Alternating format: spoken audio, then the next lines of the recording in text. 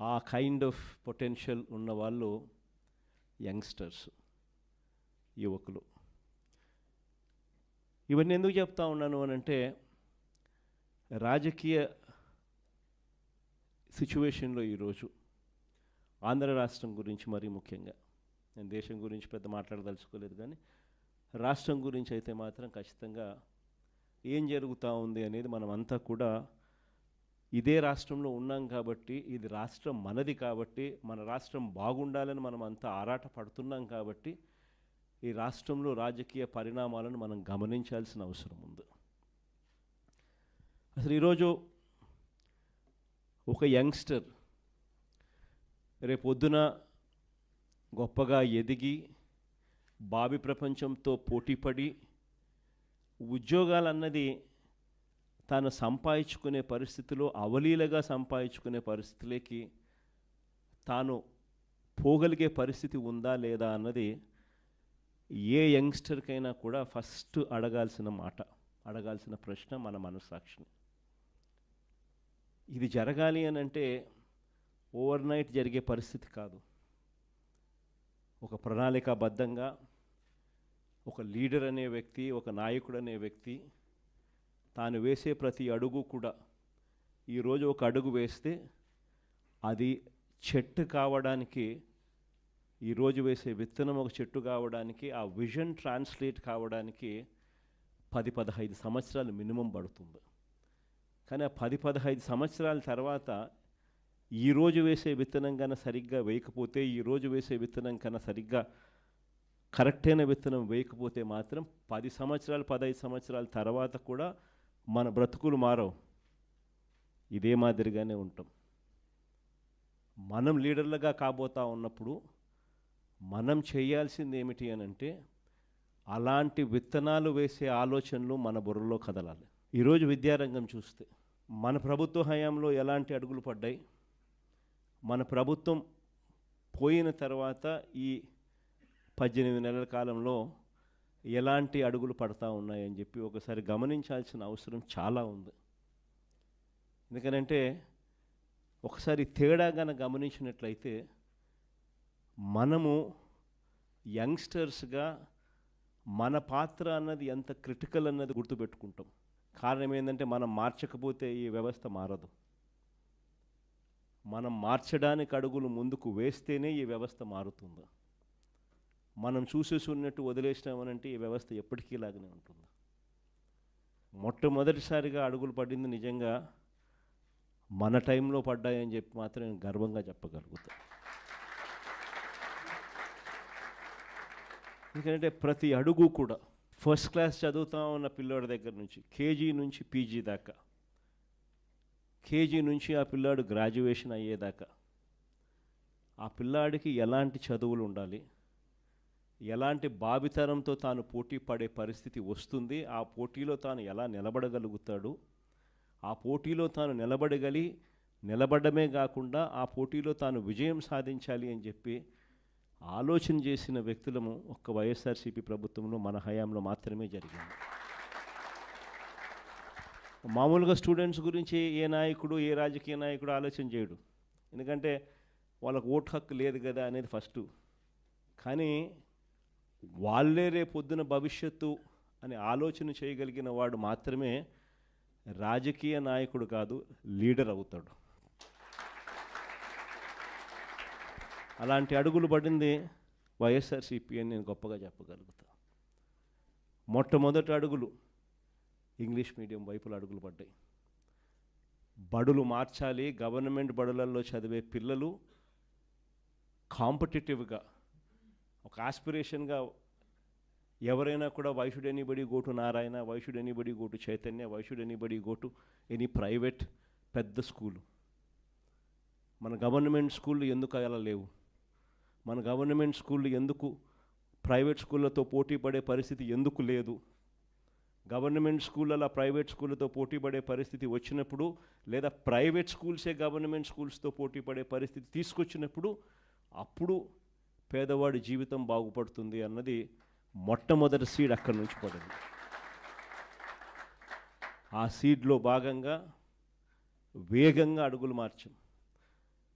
మొట్టమొదటిసారిగా English medium తీసుకొచ్చాం. Mandatory English medium, compulsory English medium స్కూల్స్గా ఇంగ్లీష్ మీడియం స్కూల్స్ మార్చాం. 3వ తరగతి నుంచే టోఫుల్ను ఒక పీరియడ్గా తీసుకొచ్చినాం. 3వ తరగతి నుంచి సబ్జెక్ట్ టీచర్ కాన్సెప్ట్స్ని తీసుకొచ్చినాం. ప్రతి పిల్లాడి చేతిలోనూ ఆక్స్ఫర్డ్ డిక్షనరీ కూడా బుక్కులతో పాటు ఇచ్చినాం, తెలుగు టు ఇంగ్లీష్ ట్రాన్స్లేషన్కు ఫెసిలిటేట్ చేస్తూ. ప్రతి పిల్లాడికి కూడా 8వ తరగతికి వచ్చేసరికి ట్యాబులు చేతిలో పెట్టి ఆ పిల్లాడిని గొప్పగా ప్రైవేట్ స్కూల్స్తో కన్నా ఇంకా బెటర్ ఎడ్యుకేషన్ ఇచ్చే విధంగా అడుగులు వేయించే కార్యక్రమం చేసాం. ఇంగ్లీష్ మీడియం కాదు, సిబిఎస్ఈ కాదు, ఏకంగా ఐబీని తీసుకొచ్చి మన గవర్నమెంట్ స్కూల్లో మన పిల్లలకు పరిచయం చేసినాం. ఐబీ వాళ్ళు జెనీవా నుంచి వచ్చి మన స్టేట్ గవర్నమెంట్తో పనిచేయడం మొదలుపెట్టారు. 2025 first class, 2026 second class, 2027 third class, and so on and so fourth పెట్టుకుంటూ 2035కి వచ్చేసరికి మన పిల్లలు 10th క్లాస్ ఎగ్జామ్ ఐబీలో రాసే విధంగా ఐబీ జెనీవా వచ్చి స్టేట్ గవర్నమెంట్తో పనిచేయడం మొదలుపెట్టింది. ఎందుకు ఇవన్నీ జరిగాయి? కారణం ఏమిటి అని అంటే, ఆ స్థాయి ఎడ్యుకేషన్ కన్నా మన పిల్లలకు కన్నా మనం కన్నా ఇవ్వగలిగితే, మన పోటీ అనేది మన ఆంధ్ర కాదు, మన పోటీ అనేది ప్రపంచం మొత్తము తో మన పిల్లలు పోటీ పడేటప్పుడు ఆ ప్రపంచంతో పోటీ పడే చదువులు మన పిల్లలకు అక్కడి నుంచి స్టార్ట్ అవుతున్నాయా లేదా అన్నది ది మోస్ట్ ఇంపార్టెంట్ ఆస్పెక్ట్ అవుతుంది. అక్కడి నుంచి వ్యవస్థను మార్చుకోవచ్చు. సరే, గోరుముద్ద ఇటువంటి అన్నీ కూడా చిన్న చిన్న మార్పులే అయినా కూడా నాడు నేడుతో శ్రీకారం చుట్టి అమ్మఒడి అనే పథకంతో పిల్లలను బడికి పంపించేదానికి తల్లులను మోటివేట్ చేస్తూ 75% అటెండెన్స్ను కూడా ఖచ్చితంగా మ్యాండేటరీగా తీసుకొస్తూ అక్కడి నుంచి స్టార్ట్ చేసిన మార్పులు అలా ముందుకు పోతూ హైయర్ ఎడ్యుకేషన్లోకి కూడా తీసుకుని పోయాం. మొట్టమొదటిసారిగా హైయర్ ఎడ్యుకేషన్లో జాబ్ ఓరియంటెడ్ కరికులంను తీసుకొచ్చింది ఒక వైఎస్ఆర్సీపీ హయాంలోనే తీసుకొచ్చినాం. మొట్టమొదటిసారిగా మన చదువుల్లో లేనిదేమిటి, వెస్ట్రన్ చదువుల్లో అడ్వాన్స్డ్ కంట్రీస్లో ఉన్న చదువుల్లో ఉన్నదేమిటి అని మొట్టమొదటిసారిగా బేరీజు వేశాం. అక్కడ ఉన్న కోర్సులు ఇక్కడ ఎందుకు లేవు, ఎందుకు డిగ్రీ అన్నది ఇక్కడ నామకే వాస్తే చదువుగా ఉంది, ఎందుకు అక్కడ డిగ్రీ అనేది ఎందుకు వాల్యూ అనేది ఉన్నది అని చెప్పి అసెస్మెంట్ జరిగింది. ఎడెక్స్ అని చెప్పి ఒక సంస్థని తీసుకొని వచ్చి ఐవీ లీగ్ కాలేజెస్ అంటే ఈ స్టాన్ఫర్డు, ఎంఐటి, ఇవే కాకుండా ఎల్ఎస్సి, ఇటు పెద్ద పెద్ద యూనివర్సిటీస్ అన్నిటితో కూడా వాళ్ళ ఆన్లైన్ వర్క్, వాళ్ళ చదువులు, వాళ్ళ సర్టిఫికెట్లు, వాళ్ళ డిగ్రీలు మన కోర్సులో కరికులంలో భాగం చేస్తూ సర్టిఫికెట్లు కూడా వాళ్ళ దగ్గర నుంచి వచ్చేట్టుగా, క్రెడిట్స్ వాళ్ళు ఇచ్చేట్టుగా భాగస్వాములను చేస్తూ ఎడెక్స్ ద్వారా మన డిగ్రీలో కరికులంలో ఆన్లైన్ ద్వారా పార్ట్ చేస్తున్నాం. ఇది మొట్టమొదటి మార్పు. డిగ్రీలో క్వాలిటీ ఇంప్రూవ్ చేస్తూ మొట్టమొదటిసారిగా డిగ్రీలో మ్యాండేటరీ ఇంటర్న్షిప్ తీసుకొచ్చినాం. మొట్టమొదటిసారిగా డిగ్రీకి వాల్యూ ఇస్తూ చదువులు ఉండేట్టుగా కాలేజీలన్నీ కూడా ఖచ్చితంగా నాక్ రిజిస్ట్రేషన్ వైపు అడుగులు వేయించాం. మనం రాకమునుపు ఎన్ని కాలేజీలు తెలుసా నాక్ రిజిస్ట్రేషన్ ఉండేది? 257 కాలేజీలు 2019 నాటికి నాక్ రిజిస్ట్రేషన్లో ఉంటే, మనం వచ్చిన తర్వాత నాక్ రిజిస్ట్రేషన్ కాలేజీలు 2024 ఫిబ్రవరి నాటికల్లా 437 కాలేజీలకు తీసుకొని పోయినాం. క్వాలిటీ ఆఫ్ ఎడ్యుకేషన్ను ఇంప్రూవ్ చేస్తూ, ఇదొకటే కాకుండా ఈ చదువులు చదివించే విషయంలో ఏ పేదవాడైనా కూడా చదువులు చదువుకునే దానికి అప్పుల పాలయ్యే పరిస్థితి రాకూడదు. ఏ కుటుంబమైనా కూడా తన పిల్లల్ని చదివించడం భారం అని చెప్పి ఏ తల్లి తండ్రి కూడా ఫీల్ కాకూడదు. ఏ తల్లి తండ్రి కూడా అప్పుల పాలై తమ పిల్లల్ని చదివించడం భారమై ఆ చదువులు మానేసే పరిస్థితిలోకి రాకూడదు అనే ఉద్దేశంతో మొట్టమొదటిసారిగా ఇంతకుముందు గవర్నమెంట్లో లేనిది పూర్తి ఫీజు రీయింబర్స్మెంట్ పథకాన్ని తీసుకొచ్చింది ఒక్క వైఎస్ఆర్సీపీ ప్రభుత్వంలోనే తీసుకొచ్చాం. దీనికోసం ఏకంగా 12,000 కోట్ల రూపాయలు ఉట్టి ఫీజు రీయింబర్స్మెంట్ పథకంలో మనం పెట్టిన ఖర్చు కేవలం విద్యా దీవెన అన్న ఒకే ఒక పథకం మీద 12,609 కోట్లు ఖర్చు చేసినాం. కేవలం విద్యా దీవెన అనే ఒకే ఒక పథకం మీద. ప్రతి త్రైమాసికం అయిపోయే లోపల, ఈ త్రైమాసికం అయిపోయిన వెంటనే మళ్ళీ నెక్స్ట్ త్రైమాసికంలో పడేసరికే ఆ మంత్లో జనవరి, ఫిబ్రవరి, మార్చ్ అంటే ఏప్రిల్లో వెరిఫికేషన్ చేసి మేలో జనవరి, ఫిబ్రవరి, మార్చికి సంబంధించిన ఫీజులు తల్లుల ఖాతాల్లోకి వేసే కార్యక్రమం చేసాం. వసతి దీవెన అని చెప్పి ఎవ్రీ ఏప్రిల్ ఖచ్చితంగా క్రమం తప్పకుండా ప్రతి పిల్లాడికి, డిగ్రీ చదివే పిల్లాడికి అయితే ఏకంగా 20,000 రూపాయలు 2 ఇన్స్టాల్మెంట్లలో ఇచ్చే కార్యక్రమాలు 1,100 కోట్లు ప్రతి సంవత్సరం ఏప్రిల్లో ఇచ్చేట్టుగా అడుగులు పడ్డాయి వసతి దీవెన కింద. ఆ రకంగా అడుగులు వేస్తూ ప్రతి పిల్లాడిని కూడా చదివించే విధంగా, చదువుల కోసం ఆ తల్లిదండ్రులు అప్పుల పాలయ్యే పరిస్థితి రాకుండా చూడడం కోసం మన ప్రభుత్వంలో తపన, తాపత్రయంతో అడుగులు పడితే ఆ వసతి దీవెన అనే పథకం ఒక్కదాని కోసమే మరో 4,275 కోట్లు ఖర్చు చేశాం.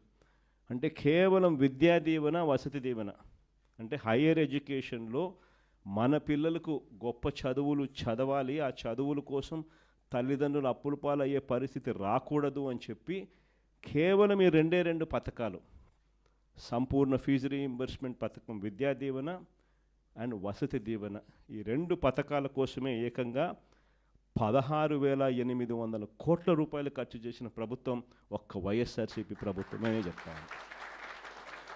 దీనివల్ల ఏమవుతుంది అని అంటే ఎవరైనా కూడా, మరీ ముఖ్యంగా పేదవాడు, మధ్యతరగతి వాళ్ళు, వీళ్ళెవ్వరికీ కూడా ఫీజులు కట్టలేక చదువులు మానేసే పరిస్థితి ఏ ఒక్కరికి రాకుండా చేసి అడుగులు పడ్డాయి.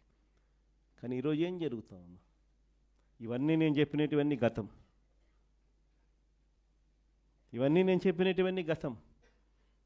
ఈ చంద్రబాబు నాయుడు గయాంలో, ఈ 18 నెలల కాలంలో అడుగులేమడ్డాయి. Total reverse.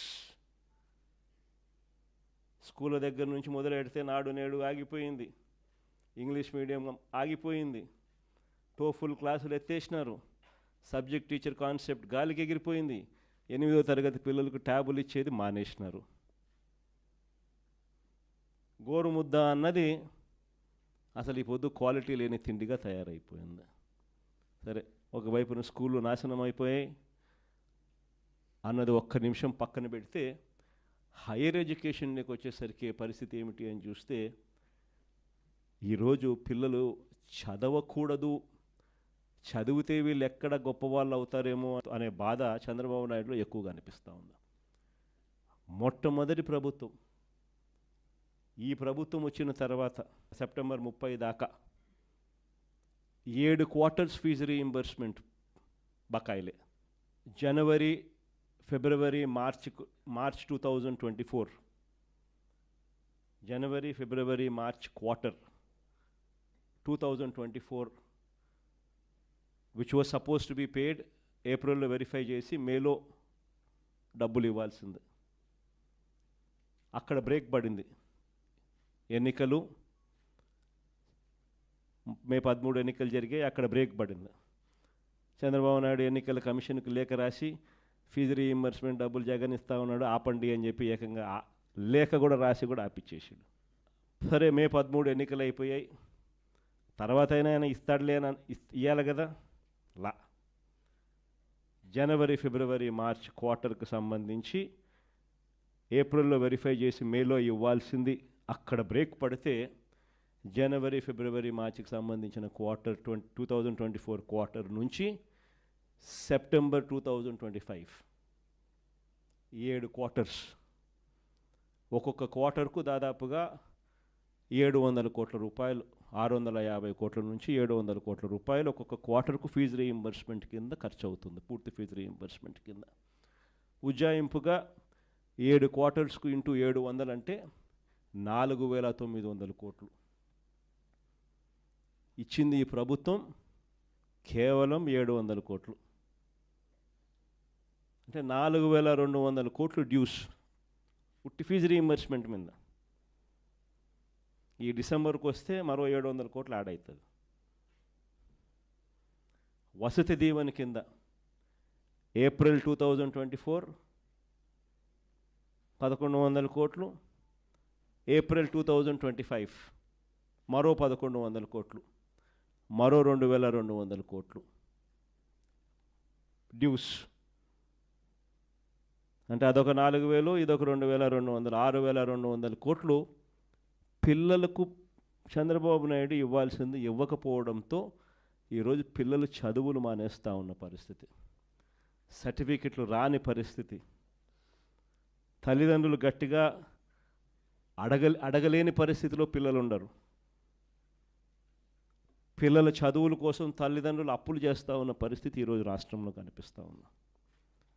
6200 కోట్ల రూపాయలు ఫీజు రీయింబర్స్మెంటు, వసతి దీవెన, విద్యా దీవెన కింద ఈరోజు బకాయిలు. ఇలాంటి పరిస్థితుల్లో పిల్లలకు తోడుగా వైఎస్ఆర్సీపీ పార్టీ నాయకత్వం తీసుకోకపోతే రేపొద్దున భవిష్యత్తులో పిల్లలకు చదువులు రావు, చదువులు మానేస్తారు. ఒక చిన్న ఎగ్జాంపుల్ చెప్తా, మీ అందరికీ కూడా తెలిసే ఉంటుంది, జీఈఆర్ రేషియో అని, గ్రాస్ ఎన్రోల్మెంట్ రేషియో అంటారు. అంటే నెంబర్ ఆఫ్ చిల్డ్రన్ ఇంటర్మీడియట్ తర్వాత హైయర్ ఎడ్యుకేషన్కి ఎంతమంది జాయిన్ అవుతున్నారు కాలేజీల్లో అనే లెక్క.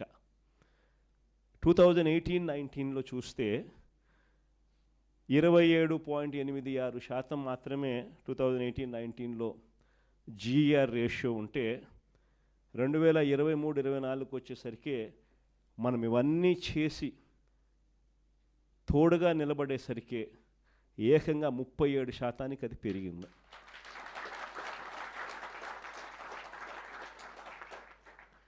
ఈరోజు ఆ 37% నుంచి మళ్ళీ రివర్స్, ఫీజులు కట్టలేక, కాలేజీలు చేరలేక, లేకపోతే జాయిన్ అయిన తర్వాత మళ్ళీ ఫీజులు కట్టలేక పిల్లలు వెనక్కి తగ్గే పరిస్థితి. ఒకవైపున చదువుల పరంగా ఇంత దారుణమైన పరిస్థితిలో ఒకవైపున ఉంటే, మరోవైపున ఉద్యోగాల పరంగా, పిల్లల భవిష్యత్ పరంగా ఏ రకంగా ఈ ప్రభుత్వం అడుగులు వేస్తూ ఉంది అన్నది కూడా ఒకసారి గమనించినట్లయితే ఇక్కడ కూడా ఆశ్చర్యకరంగా విషయాలు కనిపిస్తాయి. మన ప్రభుత్వ హయాంలో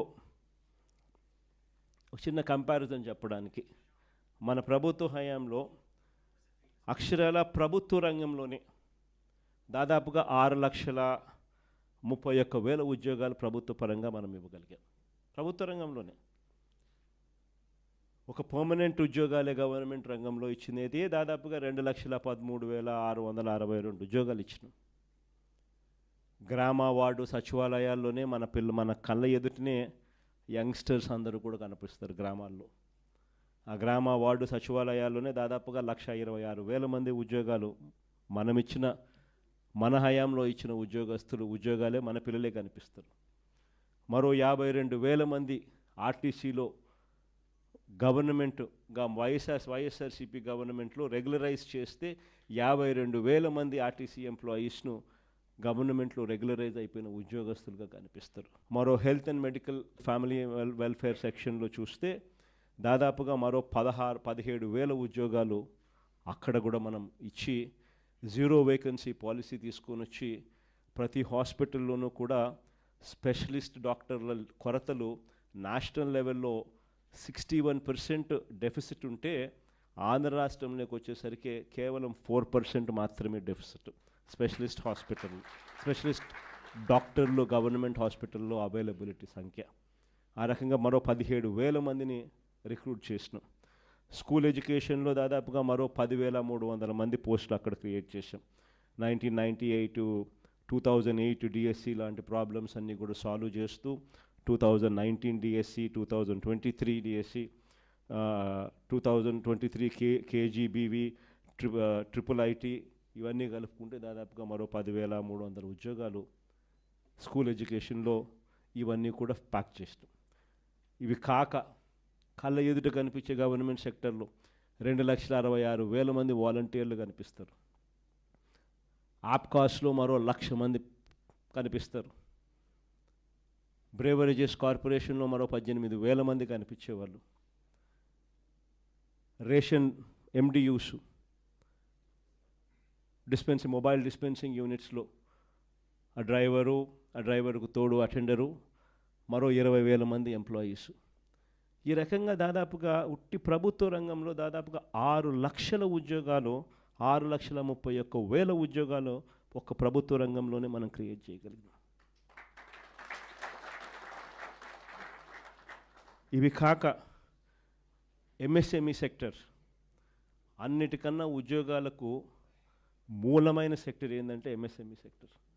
మన హయాంలో చంద్రబాబు నాయుడు పెండింగ్లో పెట్టిన బకాయిలు, ఇన్సెంటివ్స్ అన్నీ కూడా మనం రిలీజ్ చేసినాం. అన్నీ కూడా మనం రిలీజ్ చేస్తే ఆ MSME ఒక సెక్టర్లోని 4,78,000 MSME యూనిట్స్ను గ్రౌండ్ చేసి వాటి ద్వారా దాదాపుగా మరో 33 లక్షల ఉద్యోగాలు మనం MSME సెక్టర్ ద్వారా మనం క్రియేట్ చేయగలిగాం.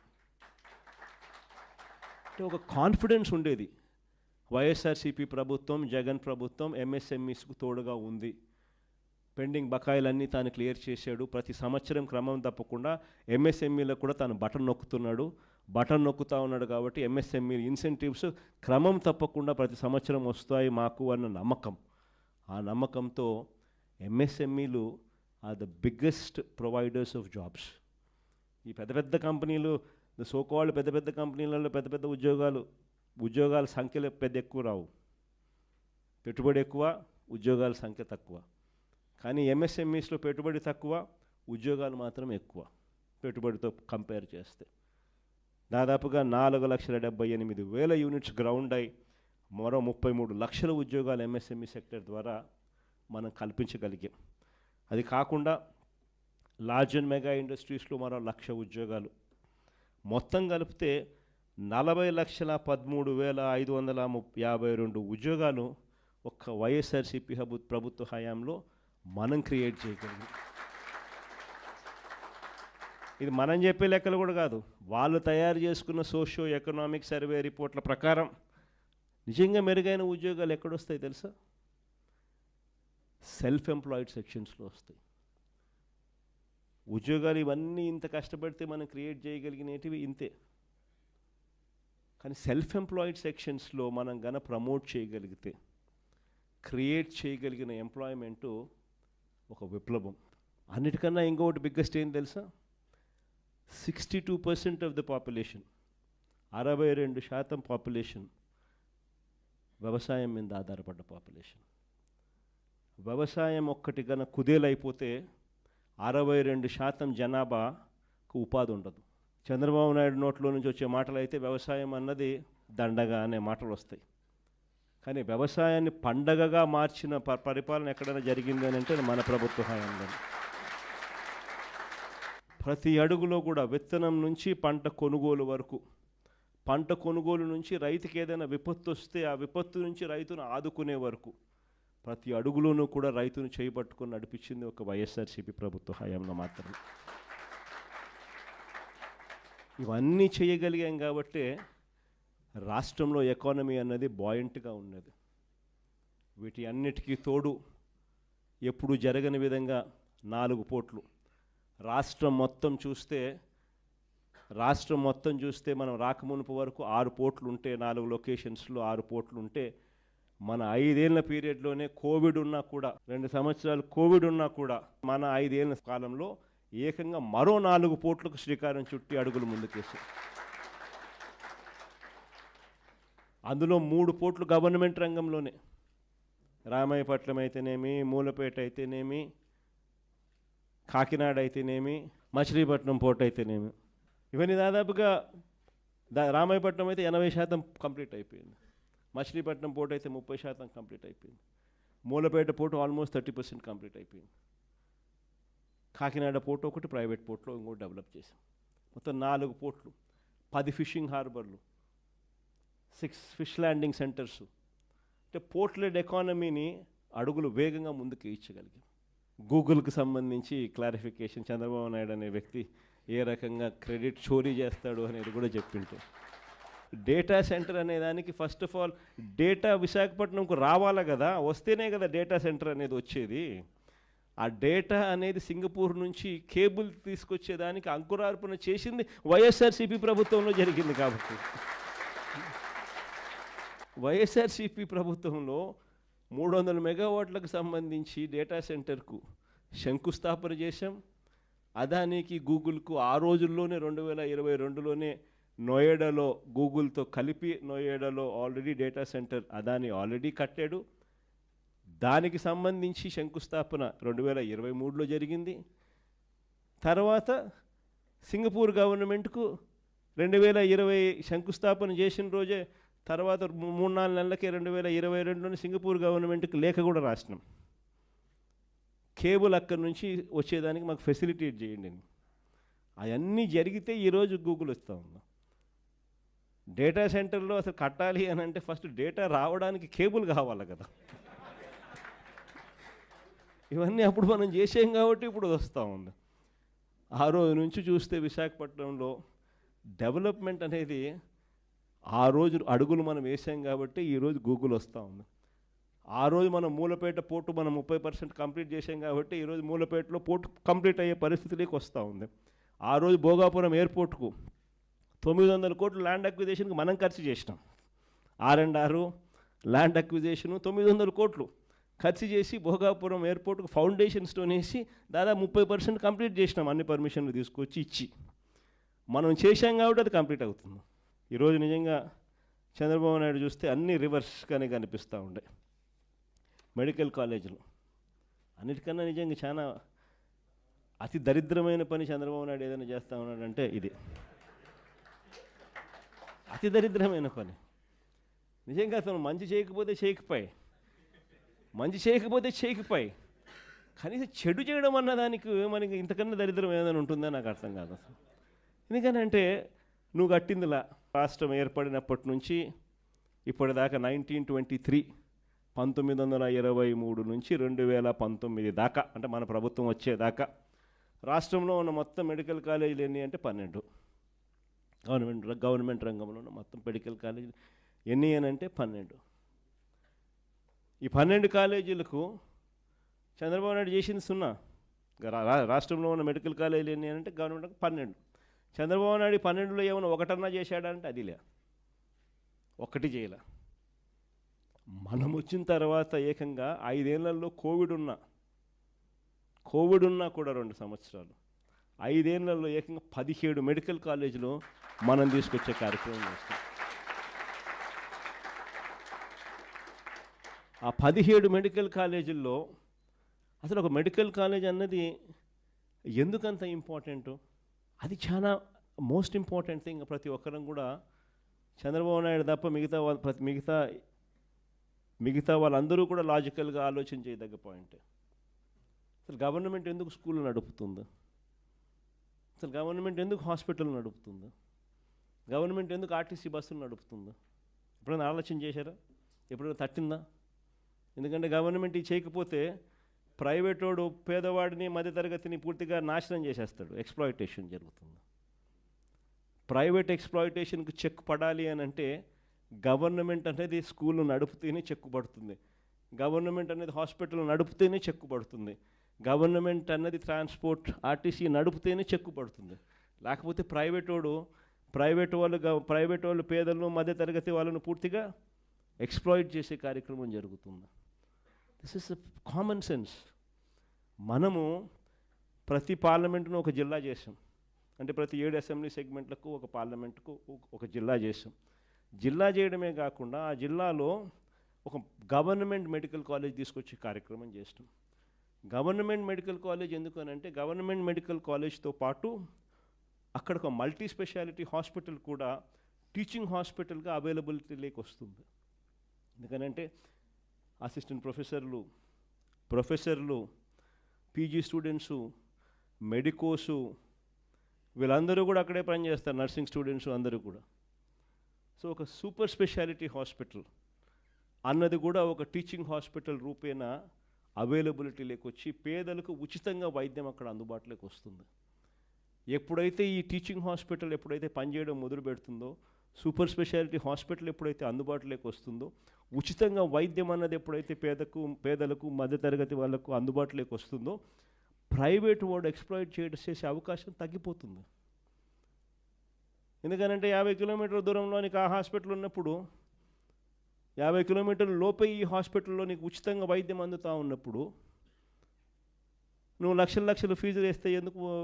ఎవడు డబ్బు కట్టడు కాబట్టి ప్రైవేట్ ఎక్స్‌ప్లాయిటేషన్ చెక్ పడుతుంది అని పేదలకు మధ్యతరగతులకు ఒకవైపున మంచి చేస్తూ, మరోవైపున ఏకంగా ఈ మెడికల్ కాలేజీల వల్ల 17 మెడికల్ కాలేజీల వల్ల ఏకంగా 4,900 మెడికల్ సీట్లు అవైలబిలిటీలోకి వస్తాయి.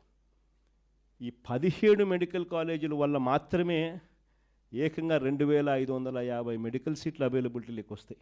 ఈ సీట్లలో అందరూ కూడా పిల్లలకు సీట్లు ఫ్రీగా దొరుకుతాయి, సగం సీట్లు. మిగతా సీట్లు ప్రైవేట్ కన్నా ఇంకా తక్కువ రేట్లకు గవర్నమెంట్ కాలేజీలలో అవైలబిలిటీలోకి వస్తాయి. మన పిల్లలు డాక్టర్లు అవుతారు, మన జిల్లాల్లోనే డాక్టర్లు అవుతారు. మన పిల్లలకి ఇన్ని సీట్లు అవైలబిలిటీ ఇక్కడే చదవడం మొదలు పెడితే మన పిల్లలు ఇక్కడే డాక్టర్లు అయి మన ప్రాంతంలోనే సేవలు అందిస్తూ ఉంటారు. సో ఒక గొప్ప కార్యక్రమం జరుగుతూ ఉంటే, ఈ 17 మెడికల్ కాలేజీలలో 7 మెడికల్ కాలేజీలు చంద్రబాబు నాయుడు ప్రమేయం లేకుండానే అయిపోయినాయి. మనం ఉన్నప్పుడే ఒక 5 మెడికల్ కాలేజీలు అయితే పూర్తిగా స్టార్ట్ అయిపోయినాయి. 800 సీట్లు కూడా ఆల్రెడీ స్టార్ట్ అయినాయి. కోర్సులు కూడా 3 బ్యాచ్లు కూడా జరిగాయి. ఇంకొక పాడేరు మెడికల్ కాలేజీకి సంబంధించి జూన్లోనే క్లాసులు స్టార్ట్ అయిపోయాయి.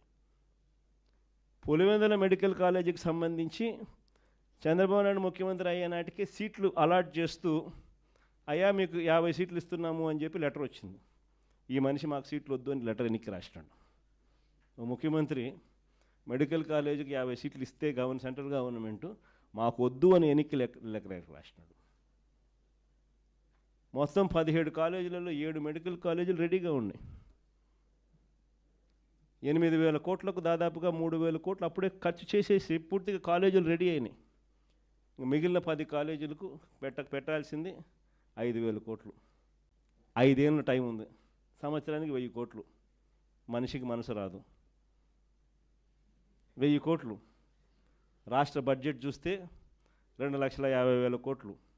సంవత్సరానికి కావాల్సింది 1,000 కోట్లు. 5 ఏళ్ళకి కలిపి 5,000 కోట్లు. పోనీ ఆయన పెట్టకపోతే మేము వచ్చినా మేము చేసుకుంటాం.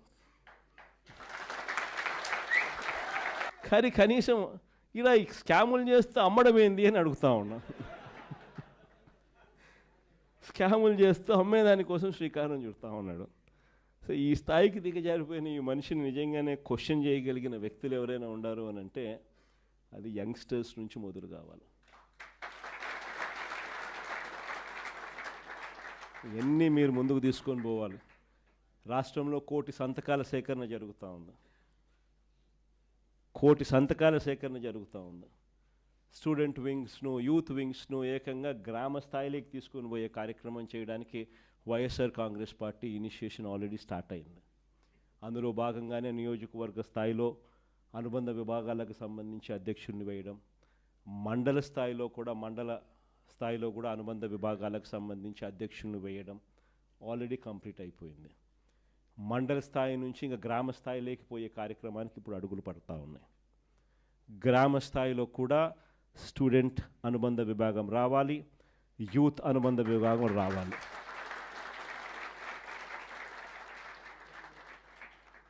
చైతన్యం తీసుకొని రావడం అన్నది అక్కడి నుంచి స్టార్ట్ కావాలి. ఈ యుగంలో డ్రైవ్ చేసేది మీరు. మీ చేతుల్లోనే భవిష్యత్తు ఉంది. మీరు ఎలా డిసైడ్ చేస్తే ఆ గవర్నమెంట్ వస్తుంది. ఈ గవర్నమెంట్ సిట్ అంటే సిట్, స్టాండ్ అంటే stand. That is the power of youngsters. ఇది ఖచ్చితంగా ఇది గుర్తుపెట్టుకోవాలా. 1,000,000 సంతకాల సేకరణ అనేది కార్యక్రమం జరుగుతూ ఉంది. రాష్ట్ర వ్యాప్తంగా కూడా ఈ చంద్రబాబు నాయుడు ప్రభుత్వం మీద గట్టిగా ఒత్తిడి తీసుకొచ్చే దిశగా అడుగులు వేస్తూ 1,000,000 సంతకాల సేకరణ చేస్తూ మెడికల్ కాలేజీలు ఎట్టి పరిస్థితుల్లోనూ ప్రైవేటైజ్ చేయడానికి మేమంతా వ్యతిరేకం అనే కార్యక్రమాన్ని గొప్పగా శ్రీకారం చుట్టాం. ప్రతి గ్రామంలోనూ రచ్చబండ అనే కార్యక్రమాన్ని లాంచ్ చేస్తూ అక్కడే 1,000,000 సంతకాల సేకరణ కూడా శ్రీకారం చుట్టూ అనుబంధ విభాగాలు ఒకవైపున వేసుకుంటూ మరోవైపున కోటి సంతకాల సేకరణ చేసే కార్యక్రమానికి శ్రీకారం చుట్టాం. సో అవన్నీ కూడా మీరు దగ్గరుండి మీరు కూడా ఇన్వాల్వ్ అయ్యి, మీరు ఇన్వాల్వ్ కావడమే కాకుండా ఇంకా న్యూట్రల్స్, ఇంకా లైక్ మైండెడ్ పీపుల్ను, ఇంకా మిగతా వాళ్ళందరినీ కూడా మనం అందరినీ కూడా కలుపుకొని పోయే కార్యక్రమాలు కూడా చేస్తూ, అందరినీ కూడా ఈ స్ట్రీమ్ ఆఫ్ థింకింగ్ లేకి ఎక్స్ప్లెయిన్ చేస్తూ, వీళ్ళందరినీ కూడా మమేకం చేస్తూ ఈ కార్యక్రమం జరిగించాలి. ఇందులో మీ పాత్ర చాలా క్రిటికల్ అన్నది గుర్తుపెట్టుకోండి. ఐ థింక్ 12వ తారీఖున ప్రతి నియోజకవర్గంలోనూ కూడా ఈ కార్యక్రమాలు, ఈ ర్యాలీస్ చేసి, అసెంబ్లీ స్థాయిలో ర్యాలీస్ చేసి ప్రొటెస్ట్ తెలియజేసే కార్యక్రమాలకు జరుగుతూ ఉంది. సో ఆ 12వ తారీఖు చేసే ఆ కార్యక్రమాలు చంద్రబాబు నాయుడుకి ఏ రకంగా షాక్ తగలాలి అని అంటే, చంద్రబాబు నాయుడు అనే వ్యక్తి ప్రైవేటైజేషన్ అనేది బుర్రలో నుంచి తీసేసేయాలన్న ఆ లెవెల్లో షాక్ తరగాలి. సో అక్కడి నుంచి అడుగులు స్లోగా ముందుకు వేస్తే పోదాం.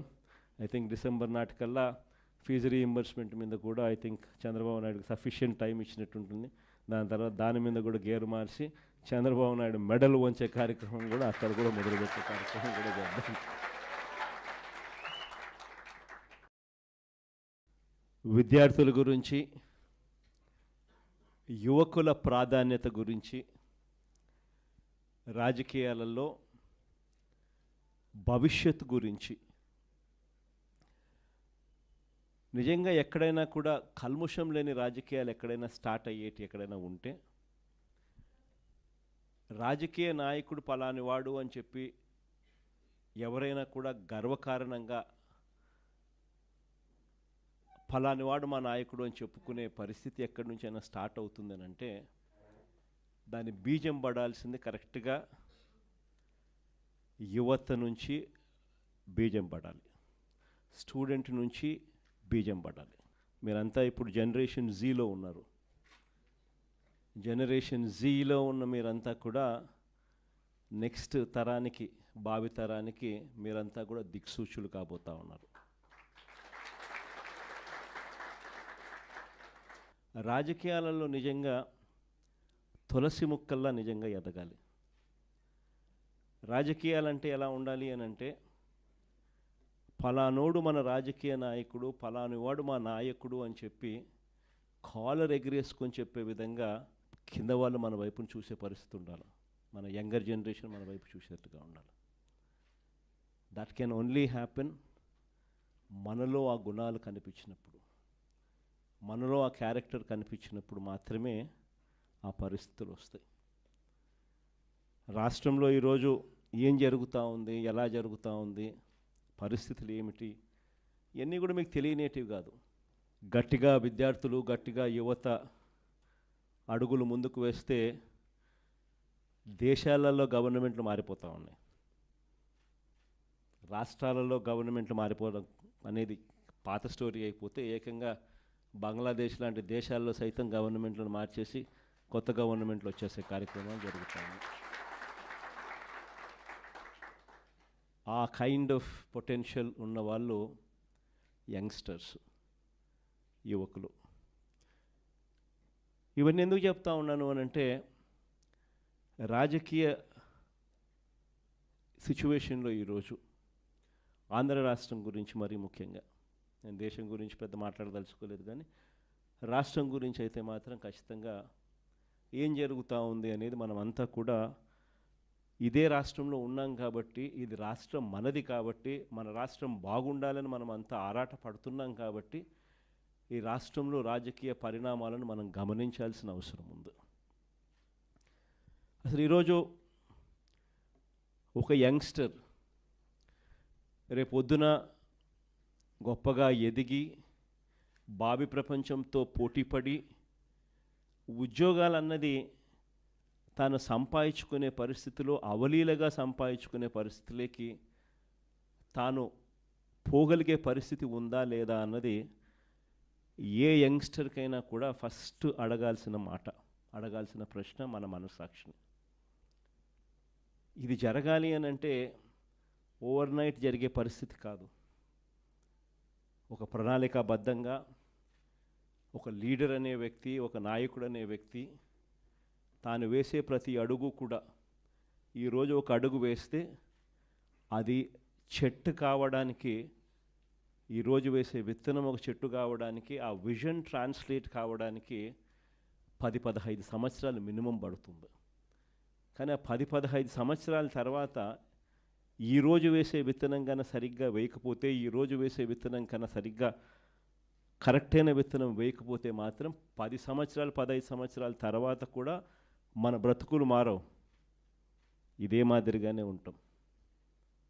మనం లీడర్లుగా కాబోతా ఉన్నప్పుడు మనం చేయాల్సింది ఏమిటి అని అంటే, అలాంటి విత్తనాలు వేసే ఆలోచనలు మన బుర్రలో కదలాలి. ఈరోజు విద్యారంగం చూస్తే మన ప్రభుత్వ హయాంలో ఎలాంటి అడుగులు పడ్డాయి, మన ప్రభుత్వం పోయిన తర్వాత ఈ 18 నెలల కాలంలో ఎలాంటి అడుగులు పడతా ఉన్నాయని చెప్పి ఒకసారి గమనించాల్సిన అవసరం చాలా ఉంది. ఎందుకనంటే ఒకసారి తేడా కనుక గమనించినట్లయితే, మనము యంగ్స్టర్స్గా మన పాత్ర అన్నది ఎంత క్రిటికల్ అన్నది గుర్తుపెట్టుకుంటాం. కారణం ఏంటంటే, మనం మార్చకపోతే ఈ వ్యవస్థ మారదు. మనం మార్చడానికి అడుగులు ముందుకు వేస్తేనే ఈ వ్యవస్థ మారుతుంది. మనం చూసేసి ఉన్నట్టు వదిలేసినామనంటే ఈ వ్యవస్థ ఎప్పటికీ ఇలాగనే ఉంటుంది. మొట్టమొదటిసారిగా అడుగులు పడింది నిజంగా మన టైంలో పడ్డాయని చెప్పి మాత్రం నేను గర్వంగా చెప్పగలుగుతాను.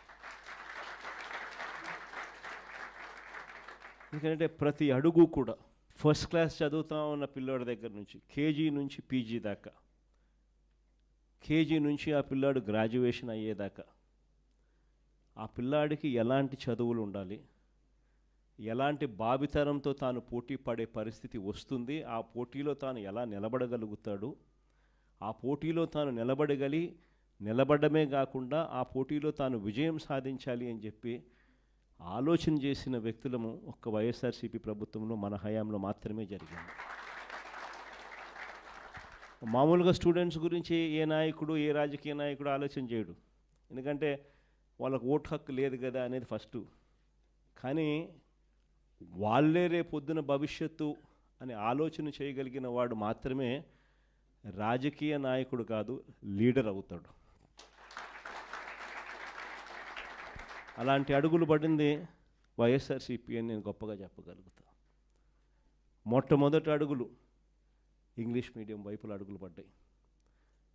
బడులు మార్చాలి, గవర్నమెంట్ బడులలో చదివే పిల్లలు కాంపిటేటివ్గా ఒక ఆస్పిరేషన్గా ఎవరైనా కూడా why should anybody go to Narayana, why should anybody go to Chaitanya, why should anybody go to any private పెద్ద స్కూలు. మన గవర్నమెంట్ స్కూళ్ళు ఎందుకు అలా లేవు, మన గవర్నమెంట్ స్కూళ్ళు ఎందుకు ప్రైవేట్ స్కూళ్ళతో పోటీ పడే పరిస్థితి ఎందుకు లేదు, గవర్నమెంట్ స్కూళ్ళలో ప్రైవేట్ స్కూళ్ళతో పోటీ పడే పరిస్థితి వచ్చినప్పుడు, లేదా ప్రైవేట్ స్కూల్సే గవర్నమెంట్ స్కూల్స్తో పోటీ పడే పరిస్థితి తీసుకొచ్చినప్పుడు అప్పుడు పేదవాడి జీవితం బాగుపడుతుంది అన్నది మొట్టమొదటి సీడ్ అక్కడి నుంచి పడింది. ఆ సీడ్లో భాగంగా వేగంగా అడుగులు మార్చాం. మొట్టమొదటిసారిగా ఇంగ్లీష్ మీడియం తీసుకొచ్చాం, mandatory English medium, compulsory English medium స్కూల్స్గా ఇంగ్లీష్ మీడియం స్కూల్స్ మార్చాం. 3వ తరగతి నుంచే టోఫుల్ను ఒక పీరియడ్గా తీసుకొచ్చినాం. 3వ తరగతి నుంచే సబ్జెక్ట్ టీచర్ కాన్సెప్ట్స్ని తీసుకొచ్చినాం. ప్రతి పిల్లాడి చేతిలోనూ ఆక్స్ఫర్డ్ డిక్షనరీ కూడా బుక్కులతో పాటు ఇచ్చినాం, తెలుగు టు ఇంగ్లీష్ ట్రాన్స్లేషన్కు ఫెసిలిటేట్ చేస్తూ. ప్రతి పిల్లాడికి కూడా 8వ తరగతికి వచ్చేసరికి ట్యాబులు చేతిలో పెట్టి ఆ పిల్లాడిని గొప్పగా ప్రైవేట్ స్కూల్స్తో కన్నా ఇంకా బెటర్ ఎడ్యుకేషన్ ఇచ్చే విధంగా అడుగులు వేయించే కార్యక్రమం చేసాం. ఇంగ్లీష్ మీడియం కాదు, సిబిఎస్ఈ కాదు, ఏకంగా ఐబీని తీసుకొచ్చి మన గవర్నమెంట్ స్కూల్లో మన పిల్లలకు పరిచయం చేసినాం. ఐబీ వాళ్ళు జెనీవా నుంచి వచ్చి మన స్టేట్ గవర్నమెంట్తో పనిచేయడం మొదలుపెట్టారు. 2025 first class, 2026 second class, 2027 third class, and so on and so fourth పెట్టుకుంటూ 2035కి వచ్చేసరికి మన పిల్లలు 10th క్లాస్ ఎగ్జామ్ ఐబీలో రాసే విధంగా ఐబీ జెనీవా వచ్చి స్టేట్ గవర్నమెంట్తో పనిచేయడం మొదలుపెట్టింది. ఎందుకు ఇవన్నీ జరిగాయి? కారణం ఏమిటి అని అంటే, ఆ స్థాయి ఎడ్యుకేషన్ కన్నా మన పిల్లలకు కన్నా మనం ఇవ్వగలిగితే, మన పోటీ అనేది మన ఆంధ్ర కాదు, మన పోటీ అన్నది ప్రపంచం మొత్తము తో మన పిల్లలు పోటీ పడేటప్పుడు ఆ ప్రపంచంతో పోటీ పడే చదువులు మన పిల్లలకు అక్కడి నుంచి స్టార్ట్ అవుతున్నాయా లేదా అన్నది ది మోస్ట్ ఇంపార్టెంట్ ఆస్పెక్ట్ అవుతుంది. అక్కడి నుంచి వ్యవస్థను మార్చుకోవచ్చు. సరే, గోరుముద్ద ఇటువంటి అన్నీ కూడా చిన్న చిన్న మార్పులే అయినా కూడా నాడు నేడుతో శ్రీకారం చుట్టి అమ్మఒడి అనే పథకంతో పిల్లలను బడికి పంపించేదానికి తల్లులను మోటివేట్ చేస్తూ 75% అటెండెన్స్ను కూడా ఖచ్చితంగా మ్యాండేటరీగా తీసుకొస్తూ అక్కడి నుంచి స్టార్ట్ చేసిన మార్పులు అలా ముందుకు పోతూ హైయర్ ఎడ్యుకేషన్లోకి కూడా తీసుకుని పోయాం. మొట్టమొదటిసారిగా హైయర్ ఎడ్యుకేషన్లో జాబ్ ఓరియంటెడ్ కరికులంను తీసుకొచ్చింది ఒక వైఎస్ఆర్సీపీ హయాంలోనే తీసుకొచ్చినాం. మొట్టమొదటిసారిగా మన చదువుల్లో లేనిదేమిటి, వెస్ట్రన్ చదువుల్లో అడ్వాన్స్డ్ కంట్రీస్లో ఉన్న చదువుల్లో ఉన్నదేమిటి అని మొట్టమొదటిసారిగా బేరీజు వేశాం. అక్కడ ఉన్న కోర్సులు ఇక్కడ ఎందుకు లేవు, ఎందుకు డిగ్రీ అన్నది ఇక్కడ నామకే వాస్తే చదువుగా ఉంది, ఎందుకు అక్కడ డిగ్రీ అనేది ఎందుకు వాల్యూ అనేది ఉన్నది అని చెప్పి అసెస్మెంట్ జరిగింది. ఎడెక్స్ అని చెప్పి ఒక సంస్థని తీసుకొని వచ్చి ఐవీ లీగ్ కాలేజెస్ అంటే ఈ స్టాన్ఫర్డు, ఎంఐటి, ఇవే కాకుండా ఎల్ఎస్సి ఇటు పెద్ద పెద్ద యూనివర్సిటీస్ అన్నిటితో కూడా వాళ్ళ ఆన్లైన్ వర్క్, వాళ్ళ చదువులు, వాళ్ళ సర్టిఫికెట్లు, వాళ్ళ డిగ్రీలు మన కోర్సులో కరికులంలో భాగం చేస్తూ సర్టిఫికెట్లు కూడా వాళ్ళ దగ్గర నుంచి వచ్చేట్టుగా, క్రెడిట్స్ వాళ్ళు ఇచ్చేట్టుగా భాగస్వాములను చేస్తూ ఎడెక్స్ ద్వారా మన డిగ్రీలో కరికులంలో ఆన్లైన్ ద్వారా పార్ట్ చేస్తున్నాం. ఇది మొట్టమొదటి మార్పు. డిగ్రీలో క్వాలిటీ ఇంప్రూవ్ చేస్తూ మొట్టమొదటిసారిగా డిగ్రీలో మ్యాండేటరీ ఇంటర్న్షిప్ తీసుకొచ్చినాం. మొట్టమొదటిసారిగా డిగ్రీకి వాల్యూ ఇస్తూ చదువులు ఉండేట్టుగా కాలేజీలన్నీ కూడా ఖచ్చితంగా నాక్ రిజిస్ట్రేషన్ వైపు అడుగులు వేయించాం. మనం రాకమునుపు ఎన్ని కాలేజీలు తెలుసా నాక్ రిజిస్ట్రేషన్ ఉండేది? 257 కాలేజీలు 2019 నాటికి నాక్ రిజిస్ట్రేషన్లో ఉంటే, మనం వచ్చిన తర్వాత నాక్ రిజిస్ట్రేషన్ కాలేజీలు 2024 ఫిబ్రవరి నాటికల్లా 437 కాలేజీలకు తీసుకొని పోయినాం. క్వాలిటీ ఆఫ్ ఎడ్యుకేషన్ను ఇంప్రూవ్ చేస్తూ, ఇదొకటే కాకుండా ఈ చదువులు చదివించే విషయంలో ఏ పేదవాడైనా కూడా చదువులు చదువుకునేదానికి అప్పుల పాలయ్యే పరిస్థితి రాకూడదు. ఏ కుటుంబమైనా కూడా తన పిల్లల్ని చదివించడం భారం అని చెప్పి ఏ తల్లి తండ్రి కూడా ఫీల్ కాకూడదు. ఏ తల్లి తండ్రి కూడా అప్పుల పాలై తమ పిల్లల్ని చదివించడం భారమై ఆ చదువులు మానేసే పరిస్థితిలోకి రాకూడదు అనే ఉద్దేశంతో మొట్టమొదటిసారిగా ఇంతకుముందు గవర్నమెంట్లో లేనిది పూర్తి ఫీజు రీయింబర్స్మెంట్ పథకాన్ని తీసుకొచ్చింది ఒక్క వైఎస్ఆర్సీపీ ప్రభుత్వంలోనే తీసుకొచ్చారు. దీనికోసం ఏకంగా 12,000 కోట్ల రూపాయలు ఉట్టి ఫీజు రీయింబర్స్మెంట్ పథకంలో మనం పెట్టిన ఖర్చు కేవలం విద్యా దీవెన అన్న ఒకే ఒక పథకం మీద 12,609 కోట్లు ఖర్చు చేసినాం. కేవలం విద్యా దీవెన అని ఒకే ఒక్క పథకం మీద. ప్రతి త్రైమాసికం అయిపోయే లోపల, ఈ త్రైమాసికం అయిపోయిన వెంటనే మళ్ళీ నెక్స్ట్ త్రైమాసికంలో పడేసరికే ఆ మంత్లో జనవరి, ఫిబ్రవరి, మార్చ్ అంటే ఏప్రిల్లో వెరిఫికేషన్ చేసి మేలో జనవరి, ఫిబ్రవరి, మార్చికి సంబంధించిన ఫీజులు తల్లుల ఖాతాల్లోకి వేసే కార్యక్రమం చేసాం. వసతి దీవెన అని చెప్పి ఎవ్రీ ఏప్రిల్ ఖచ్చితంగా క్రమం తప్పకుండా ప్రతి పిల్లాడికి, డిగ్రీ చదివే పిల్లాడికి అయితే ఏకంగా 20,000 రూపాయలు 2 ఇన్స్టాల్మెంట్లలో ఇచ్చే కార్యక్రమాలు 1,100 కోట్లు ప్రతి సంవత్సరం ఏప్రిల్లో ఇచ్చేట్టుగా అడుగులు పడ్డాయి వసతి దీవెన కింద.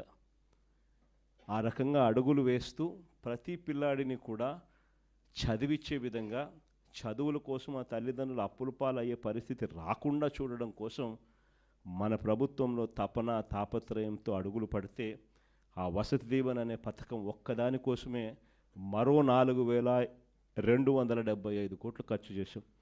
అంటే కేవలం విద్యా దీవెన, వసతి దీవెన అంటే హయ్యర్ ఎడ్యుకేషన్లో మన పిల్లలకు గొప్ప చదువులు చదవాలి, ఆ చదువుల కోసం తల్లిదండ్రులు అప్పుల పాలయ్యే పరిస్థితి రాకూడదు అని చెప్పి కేవలం ఈ రెండు పథకాలు, సంపూర్ణ ఫీజు రీయింబర్స్మెంట్ పథకం, విద్యా దీవెన అండ్ వసతి దీవెన, ఈ 2 పథకాల కోసమే ఏకంగా 16,800 కోట్ల రూపాయలు ఖర్చు చేసిన ప్రభుత్వం ఒక్క వైఎస్ఆర్సీపీ ప్రభుత్వమే చెప్తాను.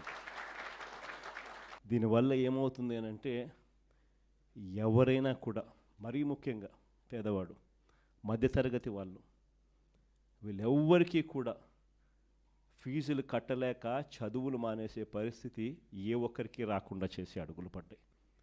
కానీ ఈరోజు ఏం జరుగుతా ఉంది? ఇవన్నీ నేను చెప్పినటువన్నీ గతం. ఈ చంద్రబాబు నాయుడు గయాంలో, ఈ 18 నెలల కాలంలో అడుగులేమడ్డాయి. Total reverse. స్కూళ్ళ దగ్గర నుంచి మొదలెడితే నాడు నేడు ఆగిపోయింది, ఇంగ్లీష్ మీడియం ఆగిపోయింది, టోఫుల్ క్లాసులు ఎత్తేసినారు, సబ్జెక్ట్ టీచర్ కాన్సెప్ట్ గాలికి ఎగిరిపోయింది, 8వ తరగతి పిల్లలకు ట్యాబులు ఇచ్చేది మానేసినారు. గోరుముద్ద అన్నది అసలు ఈ పొద్దు క్వాలిటీ లేని తిండిగా తయారైపోయింది. సరే, ఒకవైపున స్కూళ్ళు నాశనం అయిపోయాయి అన్నది ఒక్క నిమిషం పక్కన పెడితే, హైయర్ ఎడ్యుకేషన్కి వచ్చేసరికి పరిస్థితి ఏమిటి అని చూస్తే, ఈరోజు పిల్లలు చదవకూడదు, చదివితే వీళ్ళు ఎక్కడ గొప్పవాళ్ళు అవుతారేమో అనే బాధ చంద్రబాబు నాయుడులో ఎక్కువగా అనిపిస్తూ ఉంది. మొట్టమొదటి ప్రభుత్వం, ఈ ప్రభుత్వం వచ్చిన తర్వాత సెప్టెంబర్ 30 దాకా 7 క్వార్టర్స్ ఫీజు రీయింబర్స్మెంట్ బకాయిలే. జనవరి, ఫిబ్రవరి, మార్చ్ 2024, జనవరి, ఫిబ్రవరి, March quarter 2024, which was suppose to be paid, ఏప్రిల్లో వెరిఫై చేసి మేలో డబ్బులు ఇవ్వాల్సింది. అక్కడ బ్రేక్ పడింది. ఎన్నికలు మే 13 ఎన్నికలు జరిగాయి, అక్కడ బ్రేక్ పడింది. చంద్రబాబు నాయుడు ఎన్నికల కమిషన్కి లేఖ రాసి ఫీజు రీయింబర్స్మెంట్ డబ్బులు జగన్ ఇస్తా ఉన్నాడు, ఆపండి అని చెప్పి ఏకంగా లేఖ కూడా రాసి కూడా ఆపిచ్చేసాడు. సరే, మే 13 ఎన్నికలు అయిపోయాయి, తర్వాత అయినా ఆయన ఇస్తాడులే అని ఇవ్వాలి కదా. జనవరి, ఫిబ్రవరి, మార్చ్ క్వార్టర్కు సంబంధించి ఏప్రిల్లో వెరిఫై చేసి మేలో ఇవ్వాల్సింది, అక్కడ బ్రేక్ పడితే జనవరి, ఫిబ్రవరి, మార్చికి సంబంధించిన క్వార్టర్ 2024 క్వార్టర్ నుంచి సెప్టెంబర్ 2025 7 క్వార్టర్స్, ఒక్కొక్క క్వార్టర్కు దాదాపుగా 700 కోట్ల రూపాయలు, 650 కోట్ల నుంచి 700 కోట్ల రూపాయలు ఒక్కొక్క క్వార్టర్కు ఫీజు రీయింబర్స్మెంట్ కింద ఖర్చు అవుతుంది, పూర్తి ఫీజు రీయింబర్స్మెంట్ కింద. ఉజ్జాయింపుగా 7 క్వార్టర్స్కు ఇంటూ 700 అంటే 4,900 కోట్లు ఇచ్చింది ఈ ప్రభుత్వం. కేవలం 700 కోట్లు అంటే 4,200 కోట్లు డ్యూస్ ఉట్టి ఫీజు రీయింబర్స్మెంట్ మీద. ఈ డిసెంబర్కి వస్తే మరో 700 కోట్లు యాడ్ అవుతుంది. వసతి దీవెన కింద ఏప్రిల్ 2024 1,100 కోట్లు, ఏప్రిల్ 2025 మరో 1,100 కోట్లు, మరో 2,200 కోట్లు డ్యూస్. అంటే అదొక 4,000, ఇదొక 2,200, 6,200 కోట్లు పిల్లలకు చంద్రబాబు నాయుడు ఇవ్వాల్సింది ఇవ్వకపోవడంతో ఈరోజు పిల్లలు చదువులు మానేస్తూ ఉన్న పరిస్థితి, సర్టిఫికెట్లు రాని పరిస్థితి, తల్లిదండ్రులు గట్టిగా అడగలేని పరిస్థితిలో పిల్లలు ఉండరు. పిల్లల చదువుల కోసం తల్లిదండ్రులు అప్పులు చేస్తూ ఉన్న పరిస్థితి ఈరోజు రాష్ట్రంలో కనిపిస్తూ ఉంది.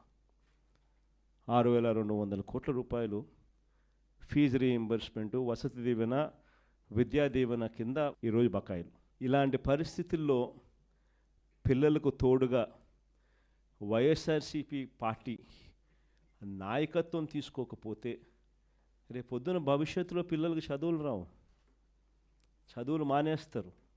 ఒక చిన్న ఎగ్జాంపుల్ చెప్తా, మీ అందరికీ కూడా తెలిసే ఉంటుంది, GER రేషియో అని, గ్రాస్ ఎన్రోల్మెంట్ రేషియో అంటారు. అంటే నెంబర్ ఆఫ్ చిల్డ్రన్ ఇంటర్మీడియట్ తర్వాత హైయర్ ఎడ్యుకేషన్కి ఎంతమంది జాయిన్ అవుతున్నారు కాలేజీల్లో అనే లెక్క.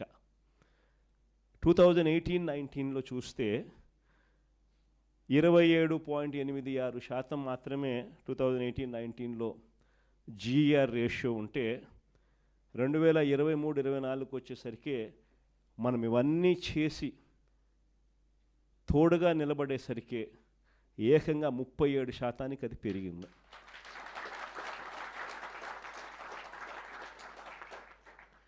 ఈరోజు ఆ 37% నుంచి మళ్ళీ రివర్స్, ఫీజులు కట్టలేక కాలేజీలు చేరలేక, లేకపోతే జాయిన్ అయిన తర్వాత మళ్ళీ ఫీజులు కట్టలేక పిల్లలు వెనక్కి తగ్గే పరిస్థితి. ఒకవైపున చదువుల పరంగా ఇంత దారుణమైన పరిస్థితిలో ఒకవైపున ఉంటే, మరోవైపున ఉద్యోగాల పరంగా, పిల్లల భవిష్యత్ పరంగా ఏ రకంగా ఈ ప్రభుత్వం అడుగులు వేస్తూ ఉంది అన్నది కూడా ఒకసారి గమనించినట్లయితే ఇక్కడ కూడా ఆశ్చర్యకరంగా విషయాలు కనిపిస్తాయి. మన ప్రభుత్వ హయాంలో ఒక చిన్న కంపారిజన్ చెప్పడానికి, మన ప్రభుత్వ హయాంలో అక్షరాల ప్రభుత్వ రంగంలోనే దాదాపుగా 6,31,000 ఉద్యోగాలు ప్రభుత్వ పరంగా మనం ఇవ్వగలిగాం. ప్రభుత్వ రంగంలోనే ఒక పర్మనెంట్ ఉద్యోగాలే గవర్నమెంట్ రంగంలో ఇచ్చినది దాదాపుగా 2,13,662 ఉద్యోగాలు ఇచ్చినాం. గ్రామ వార్డు సచివాలయాల్లోనే మన కళ్ళ ఎదుటనే యంగ్స్టర్స్ అందరూ కూడా కనిపిస్తారు గ్రామాల్లో. ఆ గ్రామ వార్డు సచివాలయాల్లోనే దాదాపుగా 1,26,000 మంది ఉద్యోగాలు మన హయాంలో ఇచ్చిన ఉద్యోగాలే మన పిల్లలే కనిపిస్తారు. మరో 52,000 మంది ఆర్టీసీలో గవర్నమెంట్గా వైఎస్ఆర్సీపీ గవర్నమెంట్లో రెగ్యులరైజ్ చేస్తే 52,000 మంది ఆర్టీసీ ఎంప్లాయీస్ను గవర్నమెంట్లో రెగ్యులరైజ్ అయిపోయిన ఉద్యోగస్తులుగా కనిపిస్తారు. మరో health and medical family welfare సెక్షన్లో చూస్తే దాదాపుగా మరో 17,000 ఉద్యోగాలు అక్కడ కూడా మనం ఇచ్చి జీరో వేకెన్సీ పాలసీ తీసుకొని వచ్చి ప్రతి హాస్పిటల్లోనూ కూడా స్పెషలిస్ట్ డాక్టర్ల కొరతలు నేషనల్ లెవెల్లో 61% డెఫిసిట్ ఉంటే ఆంధ్ర రాష్ట్రంలోకి వచ్చేసరికి కేవలం 4% మాత్రమే డెఫిసిట్. స్పెషలిస్ట్ డాక్టర్లు గవర్నమెంట్ హాస్పిటల్లో అవైలబిలిటీ సంఖ్య. ఆ రకంగా మరో 17,000 మందిని రిక్రూట్ చేసినాం. స్కూల్ ఎడ్యుకేషన్లో దాదాపుగా మరో 10,300 మంది పోస్టులు అక్కడ క్రియేట్ చేసాం. 1998-2008 డిఎస్సి లాంటి ప్రాబ్లమ్స్ అన్నీ కూడా సాల్వ్ చేస్తూ 2019 DSC, 2023 DSC, 2023 KGBV, triple IT ఇవన్నీ కలుపుకుంటే దాదాపుగా మరో 10,300 ఉద్యోగాలు స్కూల్ ఎడ్యుకేషన్లో ఇవన్నీ కూడా ప్యాక్ చేస్తాం. ఇవి కాక కళ్ళ ఎదుట కనిపించే గవర్నమెంట్ సెక్టర్లో 2,66,000 మంది వాలంటీర్లు కనిపిస్తారు. ఆప్కాస్లో మరో 1,00,000 మంది కనిపిస్తారు. బ్రేవరేజెస్ కార్పొరేషన్లో మరో 18,000 మంది కనిపించేవాళ్ళు. రేషన్ ఎండియూస్, మొబైల్ డిస్పెన్సింగ్ యూనిట్స్లో ఆ డ్రైవరుకు తోడు అటెండరు మరో 20,000 మంది ఎంప్లాయీస్. ఈ రకంగా దాదాపుగా ఉట్టి ప్రభుత్వ రంగంలో దాదాపుగా 6 లక్షల ఉద్యోగాలు, 6,31,000 ఉద్యోగాలు ఒక ప్రభుత్వ రంగంలోనే మనం క్రియేట్ చేయగలిగాం. ఇవి కాక ఎంఎస్ఎంఈ సెక్టర్ అన్నిటికన్నా ఉద్యోగాలకు మూలమైన సెక్టర్ ఏంటంటే ఎంఎస్ఎంఈ సెక్టర్. మన హయాంలో చంద్రబాబు నాయుడు పెండింగ్లో పెట్టిన బకాయిలు, ఇన్సెంటివ్స్ అన్నీ కూడా మనం రిలీజ్ చేస్తే ఆ ఎంఎస్ఎంఈ ఒక సెక్టర్లోని 4,78,000 ఎంఎస్ఎంఈ యూనిట్స్ను గ్రౌండ్ చేసి వాటి ద్వారా దాదాపుగా మరో 33 లక్షల ఉద్యోగాలు మనం ఎంఎస్ఎంఈ సెక్టర్ ద్వారా మనం క్రియేట్ చేయగలిగాం. అంటే ఒక కాన్ఫిడెన్స్ ఉండేది, వైఎస్ఆర్సీపీ ప్రభుత్వం, జగన్ ప్రభుత్వం ఎంఎస్ఎంఈస్కు తోడుగా ఉంది, పెండింగ్ బకాయిలన్నీ తాను క్లియర్ చేశాడు, ప్రతి సంవత్సరం క్రమం తప్పకుండా ఎంఎస్ఎంఈలకు కూడా తాను బటన్ నొక్కుతూ ఉన్నాడు కాబట్టి ఎంఎస్ఎంఈ ఇన్సెంటివ్స్ క్రమం తప్పకుండా ప్రతి సంవత్సరం వస్తాయి మాకు అన్న నమ్మకం, ఆ నమ్మకంతో ఎంఎస్ఎంఈలు are the biggest providers of jobs. ఈ పెద్ద పెద్ద కంపెనీలు, సోకాల్డ్ పెద్ద పెద్ద కంపెనీలలో పెద్ద పెద్ద ఉద్యోగాల సంఖ్యలు పెద్ద ఎక్కువ రావు. పెట్టుబడి ఎక్కువ, ఉద్యోగాల సంఖ్య తక్కువ. కానీ ఎంఎస్ఎంఈస్లో పెట్టుబడి తక్కువ, ఉద్యోగాలు మాత్రం ఎక్కువ పెట్టుబడితో కంపేర్ చేస్తే. దాదాపుగా 4,78,000 యూనిట్స్ గ్రౌండ్ అయి మరో 33 లక్షల ఉద్యోగాలు ఎంఎస్ఎంఈ సెక్టర్ ద్వారా మనం కల్పించగలిగాం. అది కాకుండా లార్జ్ అండ్ మెగా ఇండస్ట్రీస్లో మరో 1,00,000 ఉద్యోగాలు, మొత్తం కలిపితే 40,13,552 ఉద్యోగాలు ఒక్క వైఎస్ఆర్సీపీ ప్రభుత్వ హయాంలో మనం క్రియేట్ చేయగలిగాం. ఇది మనం చెప్పే లెక్కలు కూడా కాదు, వాళ్ళు తయారు చేసుకున్న సోషియో ఎకనామిక్ సర్వే రిపోర్ట్ల ప్రకారం నిజంగా మెరుగైన ఉద్యోగాలు ఎక్కడొస్తాయి తెలుసా? సెల్ఫ్ ఎంప్లాయిడ్ సెక్షన్స్లో వస్తాయి ఉద్యోగాలు. ఇవన్నీ ఇంత కష్టపడితే మనం క్రియేట్ చేయగలిగినవి ఇంతే. కానీ సెల్ఫ్ ఎంప్లాయిడ్ సెక్షన్స్లో మనం ప్రమోట్ చేయగలిగితే, క్రియేట్ చేయగలిగిన ఎంప్లాయ్మెంటు ఒక విప్లవం. అన్నిటికన్నా ఇంకొకటి బిగ్గెస్ట్ ఏం తెలుసా?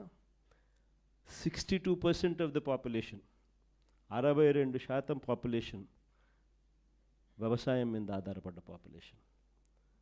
వ్యవసాయం ఒక్కటి కుదేలైపోతే 62% జనాభాకు ఉపాధి ఉండదు.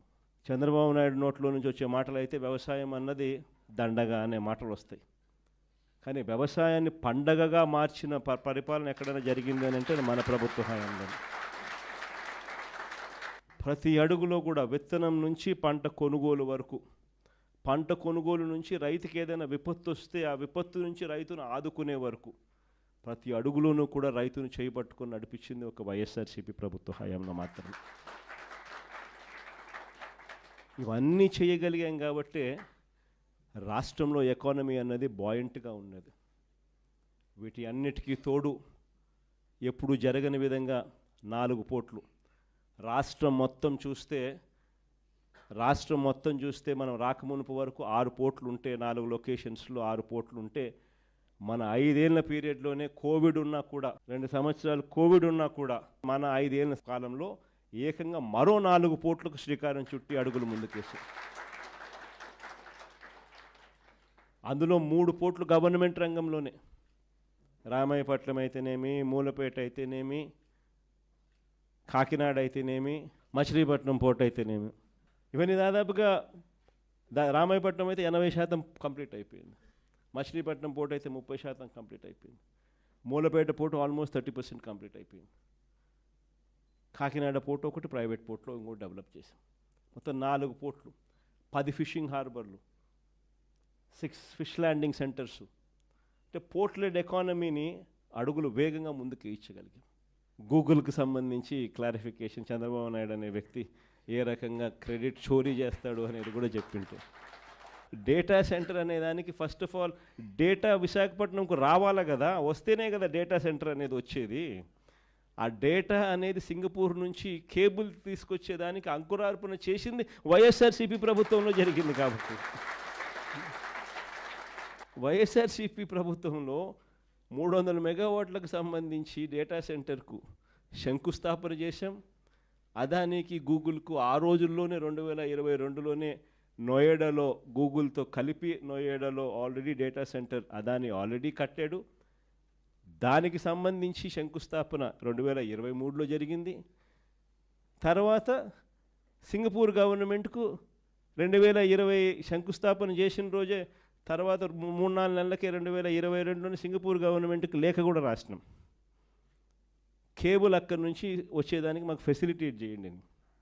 అవన్నీ జరిగితే ఈరోజు గూగుల్ వస్తూ ఉన్నాం. డేటా సెంటర్లో అసలు కట్టాలి అని అంటే ఫస్ట్ డేటా రావడానికి కేబుల్ కావాలి కదా.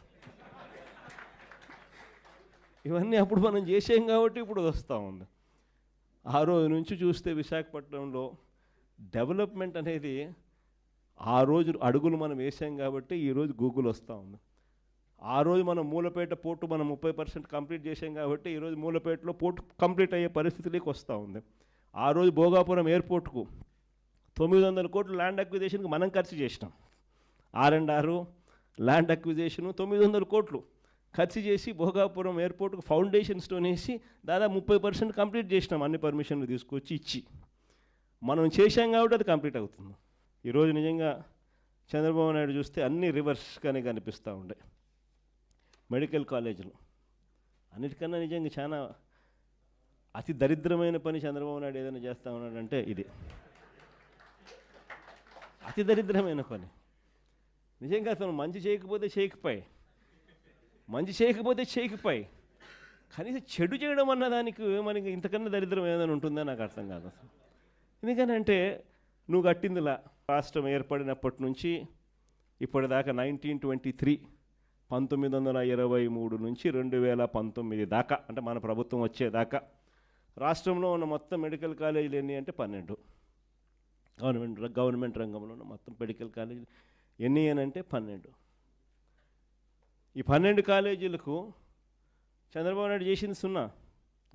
రాష్ట్రంలో ఉన్న మెడికల్ కాలేజీలు ఎన్ని అని అంటే గవర్నమెంట్ 12. చంద్రబాబు నాయుడు 12లో ఏమైనా ఒకటన్నా చేశాడంటే అది లే, ఒక్కటి చేయలే. మనం వచ్చిన తర్వాత ఏకంగా 5 ఏళ్లలో కోవిడ్ ఉన్నా కూడా 2 సంవత్సరాలు 5 ఏళ్లలో ఏకంగా 17 మెడికల్ కాలేజీలు మనం తీసుకొచ్చే కార్యక్రమం చేస్తాం. ఆ 17 మెడికల్ కాలేజీల్లో అసలు ఒక మెడికల్ కాలేజ్ అన్నది ఎందుకంత ఇంపార్టెంటు, అది చాలా మోస్ట్ ఇంపార్టెంట్ థింగ్. ప్రతి ఒక్కరం కూడా చంద్రబాబు నాయుడు తప్ప మిగతా వాళ్ళందరూ కూడా లాజికల్గా ఆలోచన చేయదగ్గ పాయింట్. అసలు గవర్నమెంట్ ఎందుకు స్కూల్ నడుపుతుందో, అసలు గవర్నమెంట్ ఎందుకు హాస్పిటల్ నడుపుతుందో, గవర్నమెంట్ ఎందుకు ఆర్టీసీ బస్సులు నడుపుతుందో ఎప్పుడైనా ఆలోచన చేశారా? ఎప్పుడైనా తట్టిందా? ఎందుకంటే గవర్నమెంట్ ఇది చేయకపోతే ప్రైవేట్ వాడు పేదవాడిని మధ్యతరగతిని పూర్తిగా నాశనం చేసేస్తాడు. ఎక్స్ప్లాయిటేషన్ జరుగుతుంది. ప్రైవేట్ ఎక్స్ప్లాయిటేషన్కి చెక్ పడాలి అని అంటే గవర్నమెంట్ అనేది స్కూల్ నడుపుతూనే చెక్కు పడుతుంది, గవర్నమెంట్ అనేది హాస్పిటల్ నడుపుతూనే చెక్కు పడుతుంది, గవర్నమెంట్ అన్నది ట్రాన్స్పోర్ట్ ఆర్టీసీ నడుపుతూనే చెక్కు పడుతుంది. లేకపోతే ప్రైవేట్ వాళ్ళు పేదలను మధ్యతరగతి వాళ్ళను పూర్తిగా ఎక్స్ప్లాయిట్ చేసే కార్యక్రమం జరుగుతుంది. This is common sense. మనము ప్రతి పార్లమెంటును ఒక జిల్లా చేసాం, అంటే ప్రతి 7 అసెంబ్లీ సెగ్మెంట్లకు ఒక పార్లమెంటుకు ఒక జిల్లా చేసాం. జిల్లా చేయడమే కాకుండా ఆ జిల్లాలో ఒక గవర్నమెంట్ మెడికల్ కాలేజ్ తీసుకొచ్చే కార్యక్రమం చేస్తాం.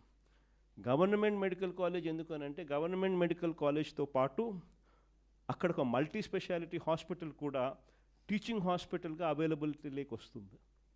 ఎందుకనంటే అసిస్టెంట్ ప్రొఫెసర్లు పీజీ స్టూడెంట్సు, మెడికోసు వీళ్ళందరూ కూడా అక్కడే పనిచేస్తారు, నర్సింగ్ స్టూడెంట్స్ అందరూ కూడా.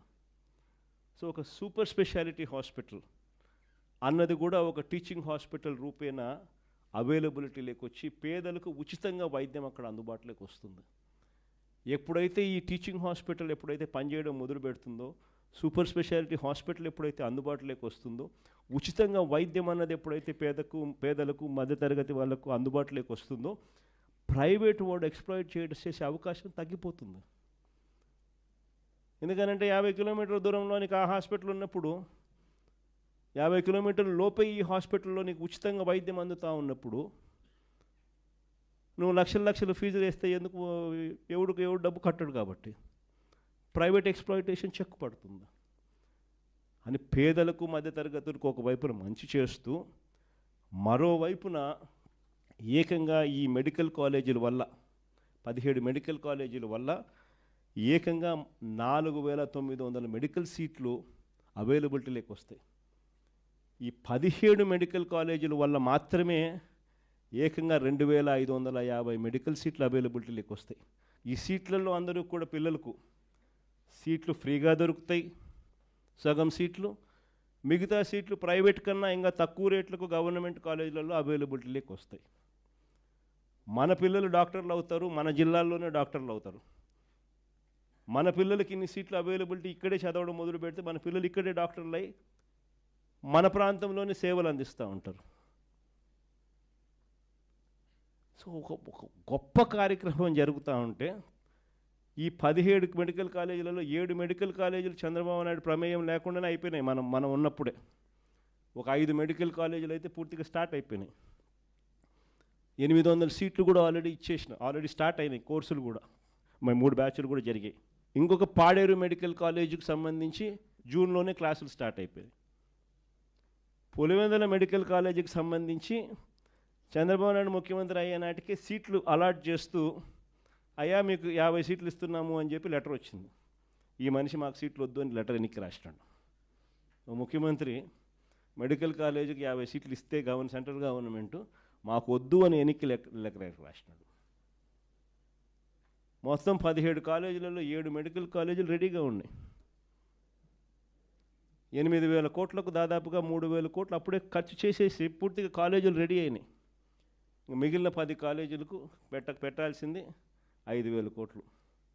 5 ఏళ్ళ టైం ఉంది. సంవత్సరానికి 1,000 కోట్లు. మనిషికి మనసు రాదు. 1,000 కోట్లు. రాష్ట్ర బడ్జెట్ చూస్తే 2,50,000 కోట్లు. సంవత్సరానికి కావాల్సింది 1,000 కోట్లు. 5 ఏళ్ళకి కలిపి 5,000 కోట్లు. పోనీ ఆయన పెట్టకపోతే పాయ, మేము వచ్చినా మేము చేసుకుంటాం. కానీ కనీసం ఇలా స్కాములు చేస్తూ అమ్మడం ఏంది అని అడుగుతా ఉన్నాం. స్కాములు చేస్తూ అమ్మేదానికోసం శ్రీకారం చుడతా ఉన్నాడు. సో ఈ స్థాయికి దిగజారిపోయిన ఈ మనిషిని నిజంగానే క్వశ్చన్ చేయగలిగిన వ్యక్తులు ఎవరైనా ఉండారు అని అంటే అది యంగ్స్టర్స్ నుంచి మొదలు కావాలి. ఇవన్నీ మీరు ముందుకు తీసుకొని పోవాలి. రాష్ట్రంలో 1 కోటి సంతకాల సేకరణ జరుగుతూ ఉంది. 1 కోటి సంతకాల సేకరణ జరుగుతూ ఉంది. స్టూడెంట్ వింగ్స్ను, యూత్ వింగ్స్ను ఏకంగా గ్రామ స్థాయిలోకి తీసుకొని పోయే కార్యక్రమం చేయడానికి YSR Congress party initiation already start అయింది. అందులో భాగంగానే నియోజకవర్గ స్థాయిలో అనుబంధ విభాగాలకు సంబంధించి అధ్యక్షుడిని వేయడం, మండల స్థాయిలో కూడా అనుబంధ విభాగాలకు సంబంధించి అధ్యక్షుడిని వేయడం ఆల్రెడీ కంప్లీట్ అయిపోయింది. మండల స్థాయి నుంచి ఇంకా గ్రామ స్థాయిలోకి పోయే కార్యక్రమానికి ఇప్పుడు అడుగులు పడుతూ ఉన్నాయి. గ్రామ స్థాయిలో కూడా స్టూడెంట్ అనుబంధ విభాగం రావాలి, యూత్ అనుబంధ విభాగం రావాలి.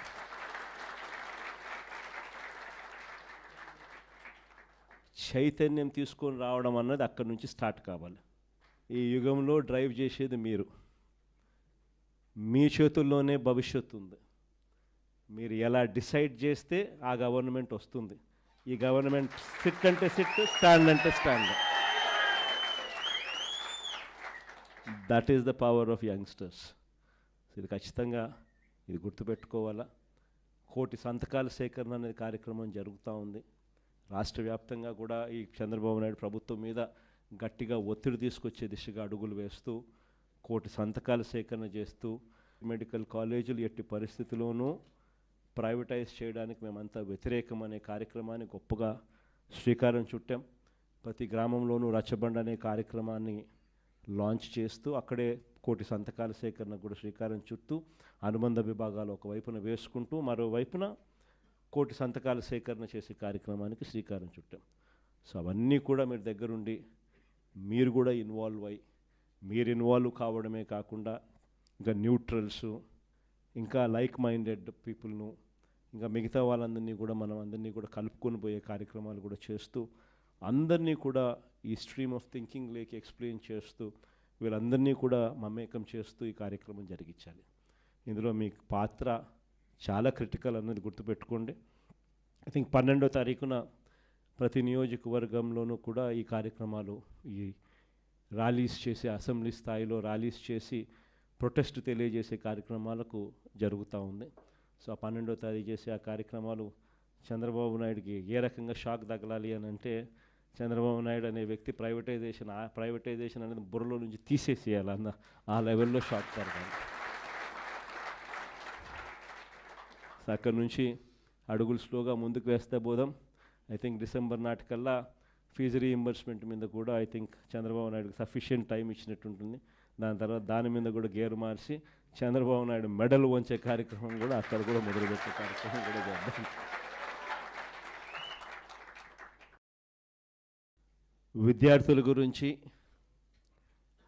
యువకుల ప్రాధాన్యత గురించి, రాజకీయాలలో భవిష్యత్తు గురించి నిజంగా ఎక్కడైనా కూడా కల్ముషం లేని రాజకీయాలు ఎక్కడైనా స్టార్ట్ అయ్యేటి ఎక్కడైనా ఉంటే రాజకీయ నాయకుడు పలాని వాడు అని చెప్పి ఎవరైనా కూడా గర్వకారణంగా ఫలాని వాడు మా నాయకుడు అని చెప్పుకునే పరిస్థితి ఎక్కడి నుంచైనా స్టార్ట్ అవుతుందనంటే దాని బీజ